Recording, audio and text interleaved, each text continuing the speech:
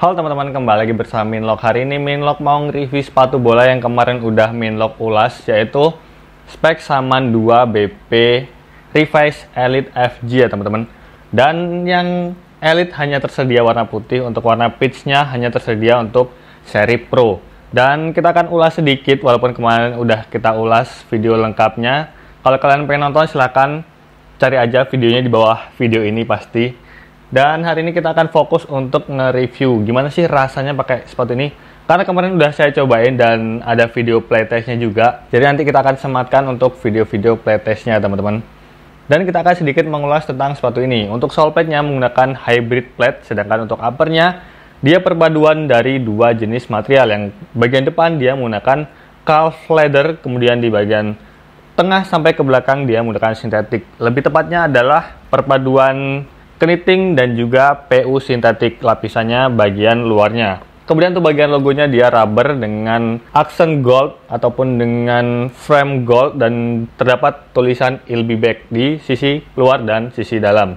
Di bagian belakang ada angka 20 yaitu angka dari Bambang Pamungkas. Kemudian di sini terdapat jahitan, ini adalah merepresentasikan dari jahitan saat BP cedera. Kemudian di bagian bawahnya ini kalian bisa lihat transparan dan terdapat ronsen dari ataupun X-ray dari kaki BP saat cedera. Kemudian bagian uppernya ini, bagian depan dia menggunakan calf leather ya teman-teman, dan bagian farmnya dia ada motif gitu dan ini timbul lebih tebal daripada sisi yang lainnya.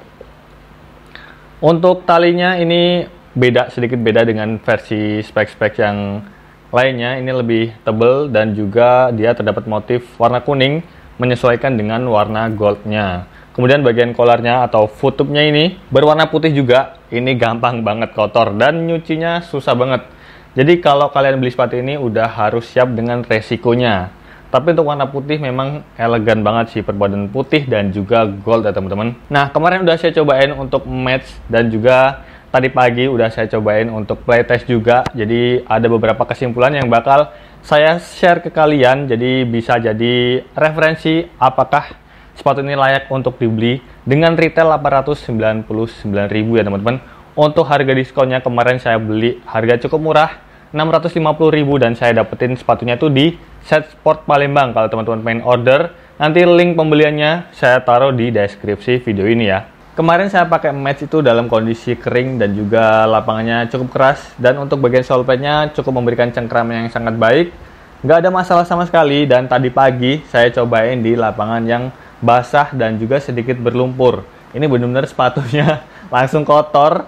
Dan tapi ini ngebuat uppernya jauh lebih soft. Kalau kita pakai dalam kondisi yang nggak lembab gitu, bagian uppernya benar-benar soft. Dan di bagian ujungnya benar-benar bisa mengikuti dengan anatomi kaki kita. Kalau kaki kalian lebar, ini benar-benar bakal fit banget sama kaki kalian.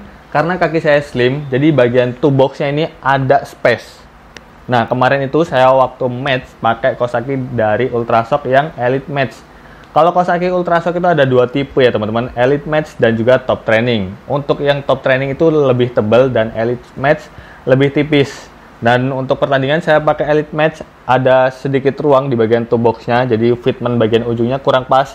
Dan tadi pagi saya cobain untuk yang Top Training, Kawasaki Ultrashock yang Top Training itu sedikit lebih tebal dan itu ngebantu banget untuk memberikan fit yang pas di bagian ujungnya. Jadi saya pakai sepatu ini harus pakai Kawasaki Ultrashock yang tebal.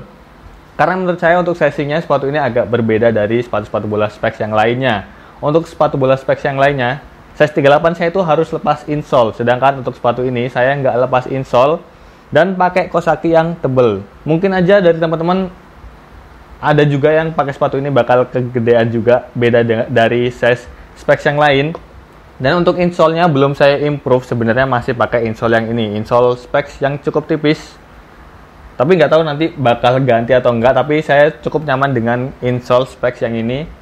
Dan di bagian upper sampingnya atau sisi dalamnya ini memang agak kaku untuk pemakaian pertama. Jadi kita harus butuh penyesuaian yang agak lama dengan upper Shaman 2 BP Revised Elite ini.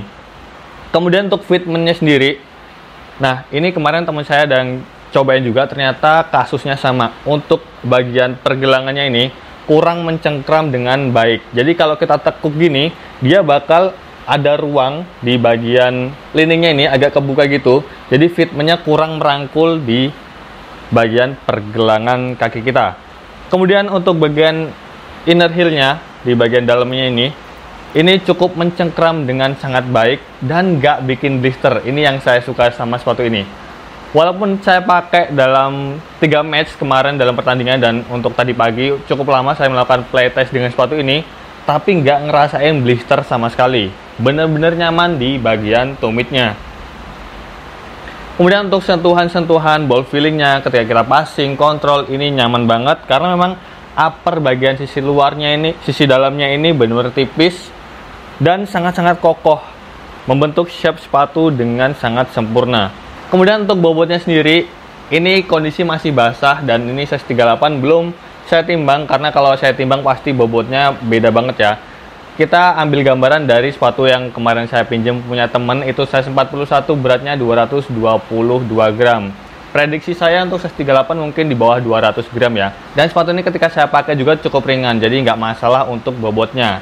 Bukan termasuk sepatu dengan bobot yang berat. Dan kita akan bahas soal durability-nya. Dan ini yang perlu saya sampaikan buat kalian. Saya agak kecewa juga sama Specs. Biasanya Specs itu memproduksi sepatu apapun dengan material sintetik ataupun leather ataupun dengan keniting, itu kualitas lemnya sangat baik. Tapi untuk Specs Saman BP2 ini ada bagian-bagian yang udah mulai terkelupas bagian lemnya.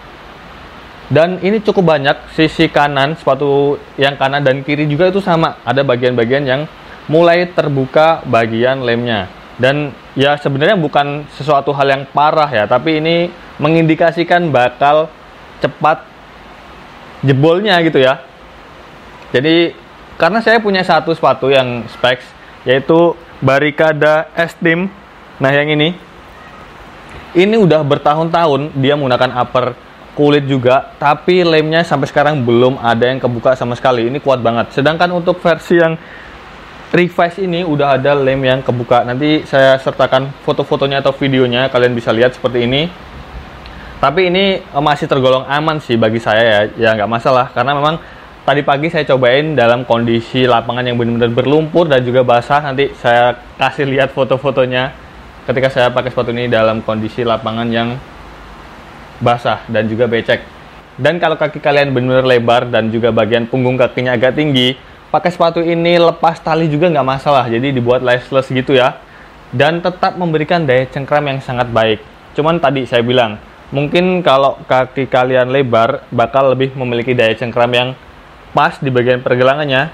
Itu mungkin karena kaki saya slim, jadi ada rongga ketika kita melakukan manuver ataupun ketika kita melakukan ditekuk gini kakinya. Jadi bagian pergelangnya ada yang rongga gitu, ada yang kebuka sedikit. Beda banget sama Lightspeed 2 Elite, itu benar-benar memberikan cengkram yang sangat baik. Jadi walaupun kita melakukan manuver ataupun kita sedang nengkuk kakinya gitu, itu nggak ada yang kebuka. Jadi benar fit, nggak ada barang masuk ataupun tanah ataupun apa yang masuk, debu di dalam sepatunya. Kalau ini sih emang agak kurang bagian pergelangan kakinya.